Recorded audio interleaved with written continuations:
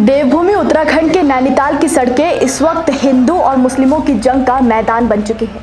चारों ओर से मस्जिदों पर पथराव, मुसलमानों पर लाठीचार्ज करने के साथ सजाए मौत की मांग उठाई जा रही है। इसी मांग को लिए इस वक्त गुस्साए सैकड़ों हिंदू नैनीताल की सड़कों पर प्रदर्शन कर रहे हैं। विद्रोह का आलम यह है कि मुस्लिम नामों की सभी दुकानें तोड़ दी गई हैं। आते जाते मुस्लिम लोगों पर पत्थरबाजी की जा रही है। तो वहीं उत्तराखंड पुलिस भी इस वक्त भीड़ को काबू करने में नाकाम नजर आ रही है। विरोध की ज्वाला नैनीताल में एक 12 साल की मासूम बच्ची के साथ रेप करने के बाद भड़की है। क्या है पूरा मामला, चलिए आपको बताते हैं। नमस्कार, हमारे खास शो ये हिंदुस्तान है, संविधान से चलेगा में आपका स्वागत है और मैं हूँ आपके साथ महक सादाई।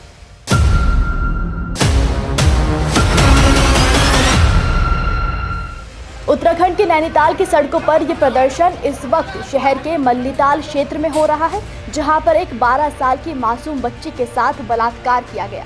दरअसल बच्ची की मां घर से बाहर किसी काम से गई थी कि तभी 76 साल के एक हैवान ने घर में घुसकर बच्ची के साथ रेप किया और वहां से फरार हो गया। रेप के बाद बच्ची ने रो रो कर जब ये बात अपने घर वालों को बताई तो उनके पैरों तले जमीन खिसक गई।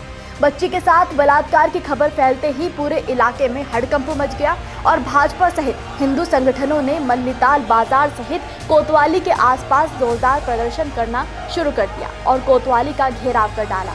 बुधवार रात 9:30 बजे सूचना पर भाजपा नगर अध्यक्ष नितिन कार्की सहित श्री राम सेवा दल के अलावा अन्य हिंदू संगठनों के लोग कोतवाली पहुंचे और घेराव करना शुरू किया।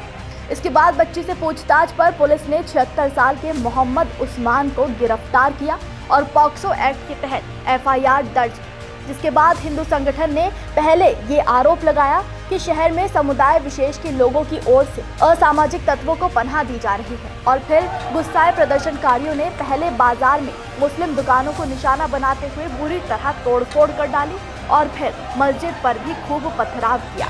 तो वहीं बाजार में मौजूद कुछ मुस्लिम शख्स को भी पकड़कर भीड़ द्वारा खूब पीटा गया। हालात कुछ इस कदर बिगड़े हुए हैं कि स्कूल कॉलेज बंद कर दिए गए हैं। बाजारों को पूर्ण रूप से बंद करने का ऐलान किया गया है। साथ ही लोग आरोपी उस्मान को भीड़ को सौंपने की मांग कर रहे हैं, जिसके चलते पूरे शहर में भारी पुलिस फोर्स तैनात की गई है और भीड़ को शांत कराकर आरोपी को जल्द सजा देने का आश्वासन भी पुलिस कर रही है। आपको बता दें कि बच्ची ने आरोप लगाया है कि उस्मान ठेकेदार ने इससे पहले भी कई बार उसके साथ इस तरह की हरकत की है, लेकिन उसे डराकर हमेशा चुप रखा गया। रेप जैसे जघन्य अपराध की ना ही कोई माफी है और ना ही कोई दया। ऐसे अपराध के लिए हमारे देश का कानून क्या कहता है वो भी बता देते हैं। पॉक्सो एक्ट यानी कि protection of children from sexual offences act के तहत ही 18 साल से कम उम्र के बच्चों के साथ किसी भी प्रकार से सेक्सुअल शोषण करने वाले व्यक्ति पर इस एक्ट के तहत कार्रवाई की जाती है। इस कानून का निर्माण नाबालिग बच्चों के साथ हो रहे यौन उत्पीड़न, यौन शोषण, पोर्नोग्राफी और छेड़छाड़ के मामलों को रोकने के लिए किया गया है।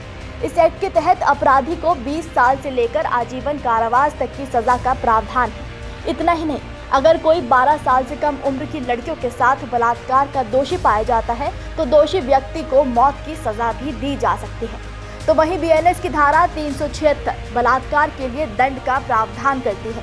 ये धारा बलात्कार के लिए कम से कम 10 साल की कठोर सजा जो कि आजीवन कारावास तक बढ़ाई जा सकती है और साथ ही जुर्माना भी लगाया जा सकता है। जो बच्ची के साथ किया गया उसके लिए तो आरोपी को कठोर से कठोर सजा मिलनी ही चाहिए, लेकिन विरोध के नाम पर एक समुदाय के धार्मिक स्थल पर पथराव करना क्या वाकई जायज है? आरोपी पुलिस की गिरफ्त में है, लेकिन उसके नाम पर शहर के कई लोगों को धर्म के नाम पर टारगेट करके पीटना सही है क्या?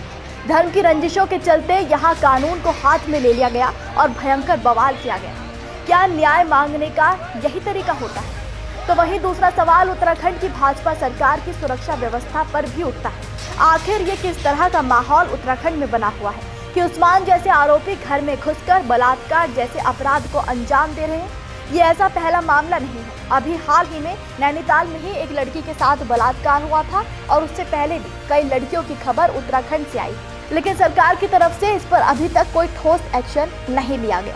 सरकार को इस मामले में अब जवाब देना ही होगा और दोषी को जल्द से जल्द सजा देकर पीड़िता को न्याय देना ही होगा, क्योंकि हिंदुस्तान है, संविधान से ही चलेगा।